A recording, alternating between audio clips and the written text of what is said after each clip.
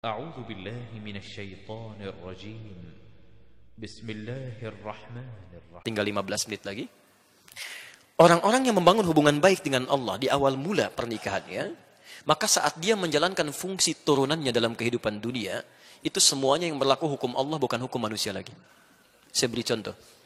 Apa tugas pertama kali seorang suami setelah dia menikah? Halo? Boleh angkat tangan yang sudah menikah? Boleh angkat tangan? Jangan-jangan belasan tahun tidak tahu tugasnya ini, halo? Mencari nafkah, Masya Allah. Tayyib. Teman-teman, sekarang lihat fokus ya. Saya turunkan ayatnya, Anda boleh catat. Sekarang kita berlakukan hukum Allahnya. Quran surah keempat, ayat 34. Quran surah kedua, ayat 168. Quran surah kedua, ayat 172. Quran surah ketujuh, ayat 96. Quran surah ke-51, ayat 22. Ayat 22. Terakhir, Quran surah kedua, ayat 29. Ayat 29. Baik. Sekarang perhatikan. Pelan-pelan. Tugas seorang suami, selain bisa menjadi pimpinan spiritual dalam rumah tangganya, oleh Allah diberikan tugas langsung, perangkat langsung untuk bisa mencari nafkah. Karena itu kalimatnya langsung di Quran disandingkan dengan tugas pertama. Lihat kalimatnya. Ya. Ar-rijalu qawwamuna 'alan nisa bima faddalallahu ba'dahum 'ala ba'din wa bima anfaqu min amwalihim. Dan kami berikan tugas para pria, dipersiapkan keadaan dirinya untuk bisa mudah mencari nafkah. Jadi maaf Bu ya, para pria itu memang keadaan dirinya sudah didesain oleh Allah untuk mudah mencari nafkah. Di tugas mencari nafkah kata Allah, sini bagi tugas. Untuk mencari nafkah itu urusan laki-laki. Demi Allah saya katakan Pak ya, untuk teman-teman yang ada di sini, demi Allah sekali lagi saya katakan, sepanjang Anda mau bergerak saja, itu keadaan diri kita sudah dipersiapkan untuk mendapatkan nafkah. Anda mau bergerak saja, Allah dekatkan. Saya ulang, Anda mau bergerak saja, Allah dekatkan. Dan hebatnya, seorang suami itu kalau mau bergerak, Allah turunkan rizki seluruh yang ada di keluarganya, bukan 1-2 orang. Jadi kalau di rumahnya misalnya ada suami, ada istrinya, ada 3 orang anak, begitu ini keluar berniat mencari nafkah, yang Allah turunkan langsung rizki 5 orang yang ada di rumahnya. Bukan orang per orang. Jadi kalau tugas ini ditukar misalnya, dibebankan kepada istrinya, diminta mencari nafkah, pertama, tidak akan Allah turunkan rezeki ini kecuali untuk orang yang bersangkutan saja. Sehingga seringkali perempuan yang ditugaskan mencari nafkah akan menghadirkan banyak persoalan ketika kembali pada keluarganya. Nanti bedakan antara bekerja karir dengan mencari nafkah itu berbeda. Ya. Saya teruskan dulu, pelan-pelan. Nah sekarang, Al-Quran ternyata membedakan antara orang yang membangun kedekatan dengan Allah dulu saat dia mulai berumah tangga, dengan orang-orang yang tidak pernah membangun kedekatan dengan Allah saat berumah tangga, dalam fungsi turunannya, ketika mulai mencari nafkah, keduanya dibedakan oleh Allah. Perhatikan, ya, pelan-pelan. Nafkah itu bentuknya apa? Halo? Ya, Masya Allah. Ini yang cari nafkah, cari apa sebetulnya? Rizki ya? Baik, cari rizki. Rizki ada di mana? Allahu a'lam. Saya agak bingung ini sebenarnya. Baik, kita jawab pakai Quran ya. Kita jawab pakai Quran. Baik. Quran surah ke-51 ayat ke-22. Wa fis samaa'i rizqukum wa ma tu'adun. Di langit rezeki kalian kata Allah telah ditetapkan dan dijanjikan pasti diberikan. Saya ulang, tolong pahami teori ini ya supaya tidak bingung nanti mencari rezeki. Ya. Anda walaupun namanya rezeki, nggak tahu teori ini tetap susah juga. Ya. Lihat kalimatnya. Kata Allah, wa fis samai, dan di langit itu rizqukum, setiap Anda telah ditetapkan rizkinya. Wa ma tu'adun, dan dijanjikan pasti diberikan. Jadi demi Allah saya katakan, tidak ada manusia yang hidup tidak diberikan rizki oleh Allah. Pasti ada rizkinya. Saya ulang, pasti ada rizkinya. Ya. Turunkan. Bagaimana cara kita mendapatkan apa yang dijanjikan itu? Sekarang rizkinya ada di mana? Di langit. Kita hidup di mana? Di bumi. Ya Allah, rizkinya di langit, sedangkan kami di bumi. Bagaimana cara mendapatkannya? Diturunkan kemudian Quran surah kedua Al-Baqarah ayat ke-29. Posisi paling kanan sebelah bawah. Lihat kalimatnya. Huwallazi khalaqalakum ma fil ardi jami'ah. Ya. Rizkinya di langit, kita tinggalnya di bumi. Kata Allah, kami ciptakan, kami jadikan semua yang ada di bumi ini, kami turunkan dari langit ke bumi. Ya, semua yang ada di bumi ini kalian bisa manfaatkan. Ya. Masya Allah, Anda ingin cari makanan, ambil dari bumi silakan. Ingin bikin sesuatu, ambil emasnya, ambil tambangnya, olah, manfaatkan dalam kehidupan kita. Rizkinya ada di langit, diturunkan ke bumi, bisa kemudian kita nikmati. Baik. Sekarang perhatikan, saya ulang lagi. Rizki di mana? Di langit. Kita tinggal di mana sekarang? Berada di mana? Bukan, kita di Bandung, di Masjid Gedung Sate. Baik. Lihat. Ini langit kan luas. Bumi kan luas. Kita adanya di sini. Mungkin barangkali Anda orang Bandung, tapi rizki Anda diturunkan oleh Allah di Jakarta. Gak mungkin cuma Anda tunggu-tunggu di Bandung. Pasti diberikan. Tapi gak pernah Anda jemput. Mustahil bisa Anda dapat. Saya 2006 ada di Kairo di Mesir. 26 Juni kami berangkat. Di Kairo itu pernah ada 2 mahasiswa mendebatkan tentang ayat ini. Yang satu mengatakan, semua rezeki kita pasti diberikan. Allah sudah janji. Yang satu mengatakan tidak. Mesti ada ikhtiar untuk mendapatkannya. Memang dijanjikan, tapi kita harus ambil. Kata yang satu, hukumnya nggak begitu. Pasti diberikan. Maka yang pertama ingin membuktikan, saya buktikan. Saya akan masuk ke mihrab di dalam masjid. Di situ disebutnya zawiyah, tempat pojokan untuk meningkatkan ibadah. Dia masuk ke dalam salah satu meja, seperti ini, kolong meja. Bersembunyi di situ, Pak Abu.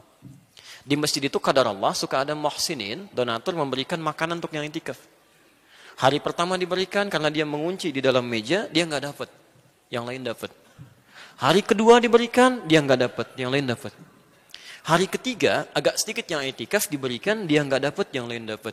Kata muhsin ini dia berkata, hal min akhir, ada yang lain nggak? Kata petugasnya, petugas masjid, la mafish, tidak ada. Tapi bantakil jami akhir, saya pindah ke masjid yang lainnya. Karena yang sembunyi ini sudah 3 hari mulai lapar. Agak kesulitan, mulai dia kasih kode. Gitu ya. Yeah. Wah, di ruangan yang lain. Pengurus masjid kaget dengan suara. Begitu dengar dikejar ke situ, dilihat ternyata ada orang sudah kelaparan luar biasa, minta bantuan makanan. Seketika diambillah 2 box dari makanan itu diberikan kepada orang tadi.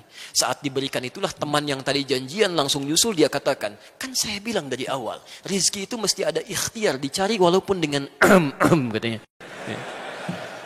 Kalau cuma Anda tunggu saja nggak akan dapat gitu. Ya. Makanya teorinya ketika rezeki Anda tinggal di Bandung, tapi rezeki Anda di Jakarta. Maka turunlah kemudian Quran surah kedua Al-Baqarah ayat 168. Posisi paling kanan sebelah bawah. Lihat, ini berlaku umum pertama ya. Ya ayyuhan nas. Hei manusia.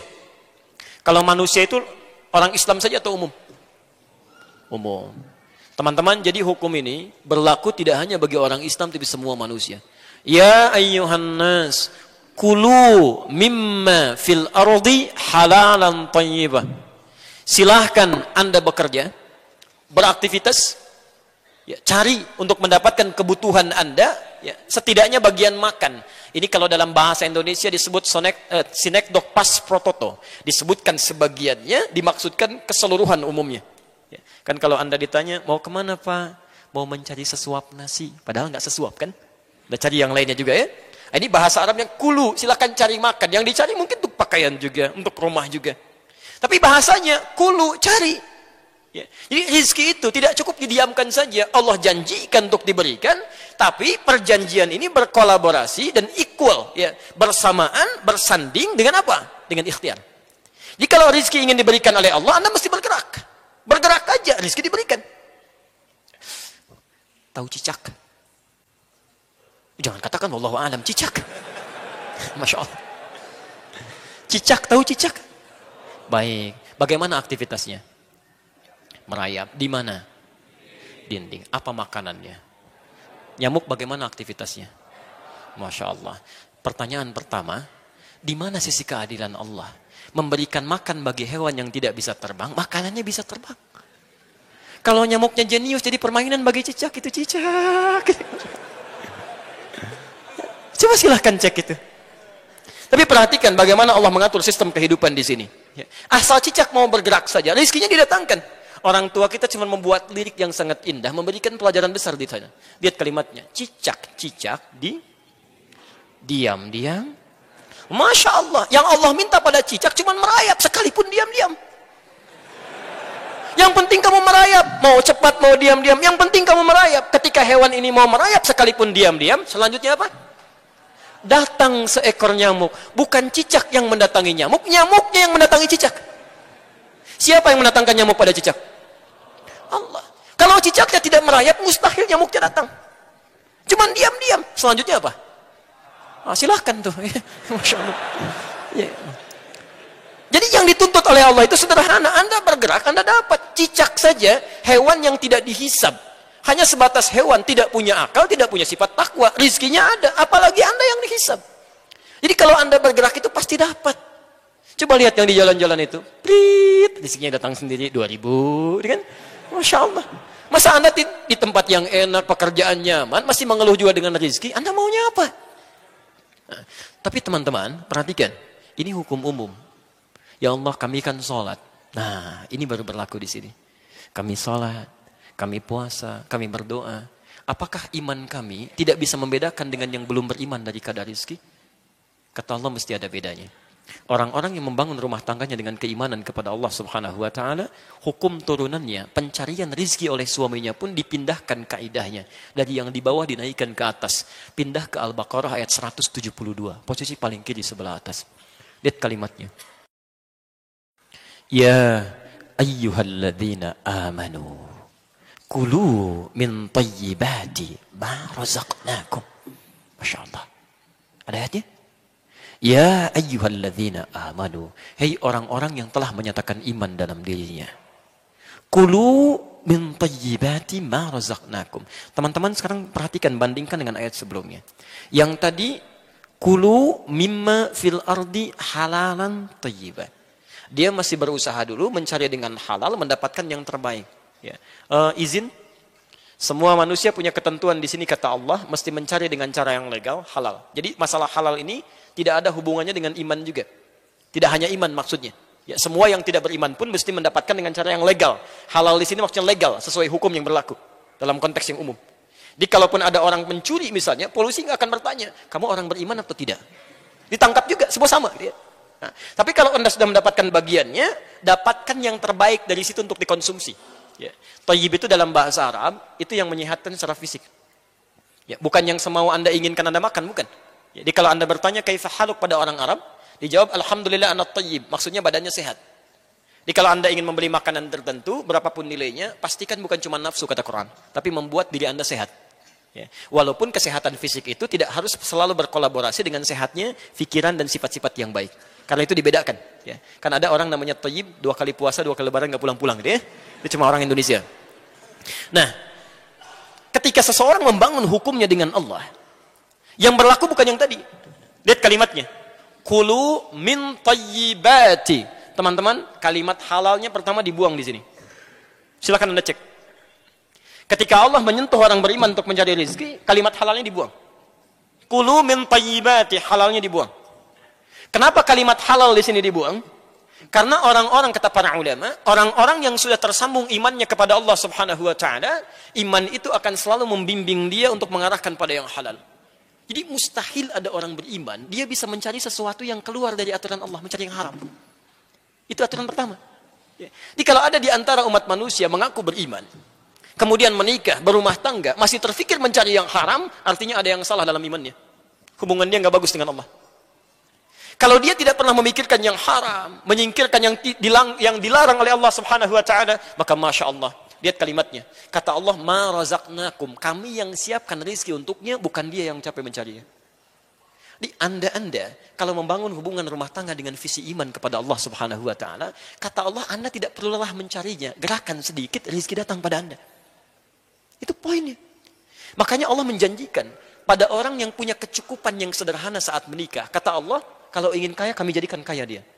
Bahasanya bukan cukup, kami jadikan kaya. Ya. Quran surah ke-24, ayat 32. Silahkan cek. Ya. In takunu fuqara yughnikumullah.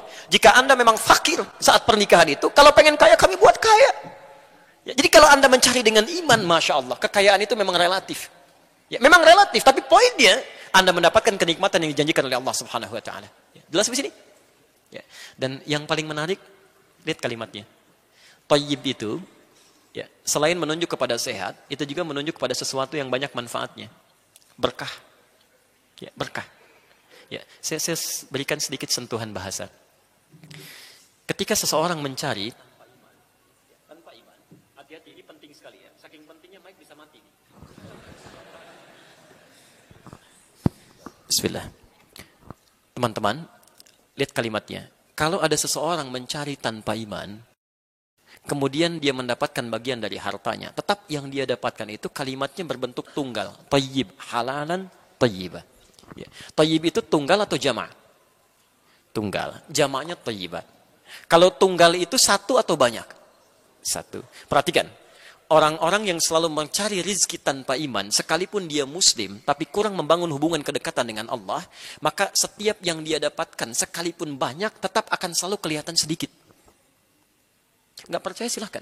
Anda kalau tidak pernah membangun hubungan dengan Allah, Anda kerja, berangkat gelap, pulang gelap lagi, harta dikumpulkan. Demi Allah, kalimat Qur'annya, isyaratnya, kami akan jadikan yang kelihatan banyak oleh dia itu, nampak selalu terasa sedikit. Dia kerja lagi. Tapi tidak pernah merasakan dan menikmati apa yang didapatkan. Nggak ada kenikmatan. Ya. Jadi kayaknya berangkat lagi, tapi tidak ternikmati. Kelihatannya banyak, cuma sedikit. Ya, Masya Allah.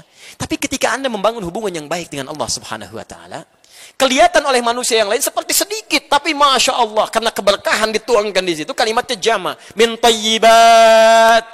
Sedikit ini kami turunkan berkahnya, sehingga terasa nyaman, nikmat, tenang aja gitu. Kalimatnya jama. Memang cuma dapat 500.000 per bulan, tapi setiap akan cari makan, tiba-tiba temannya datang, biar saya yang belikannya. Masya Allah. Mau beli buah dari kampung ada kiriman, nih Pak buahnya, sudah jadi, gitu kan? Sudah panen. Saya punya teman dulu, dari Bukit Tinggi. Berangkat dengan kami ke Tripoli, Libya. Bekalnya cuma $50. Selama 5 tahun di Libya, kembali lagi, uang itu utuh, Pak. Bu. Utuh, dibawa pulang $50. Tidak habis. 50 US. Dan niatnya luar biasa gitu. Ketika berangkat ingin memuliakan keluarganya, ingin membahagiakan ibunya. Orang lain bekerja musim panas, beliau kemudian bekerja juga tapi uangnya dikirim untuk haji ibundanya. Allah balas itu. Begitu pulang, ibunya berhaji, dimuliakan oleh Allah, menikah dengan baik dan uang 50 US itu utuh. $50. Jadi ada orang-orang yang mendapatkan seakan-akan banyak tapi hidupnya nestapa, capek gitu. Tapi ada orang-orang yang kelihatan seperti sedikit tapi cukup, enak. Kan yang paling enak itu hidup yang pas kan? Pas butuh ada gitu ya. Pas perlu datang gitu. Itu kan yang nyaman gitu. Ya. Dan banyak itu kan bukan yang kelihatan. Kalau yang kelihatan itu belum banyak, masih kelihatan, masih kehitung. Banyak itu yang nggak kehitung. Jadi ada orang-orang yang hidupnya oleh Allah dibuat nggak mikir, saking banyaknya. Kamu nggak usah mikir deh, biar nggak capek ngitung. Yang seperti itu capek nanti tuh. Ya, disimpan, begitu mau tidur lihat berangkas lagi. Berkurang sedikit, balik lagi, hitung lagi gitu kan. Ini enggak. Yang megang Allah. Jadi begitu dia butuh, kirimkan. Hidupnya enak, gak banyak pikiran. Coba pilih mana? 5 miliar dalam sebulan tidak berkah. Atau 500.000 berkah. Dan tidak ada pilihan ketiga. Dan tidak boleh maksa.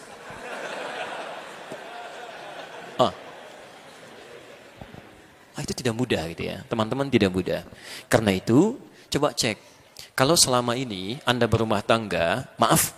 Ya, ada rezeki yang selalu ingin dicari, tapi tidak pernah ada manfaat dari apa yang Anda peroleh itu, berarti ada ketidakberkahan di situ.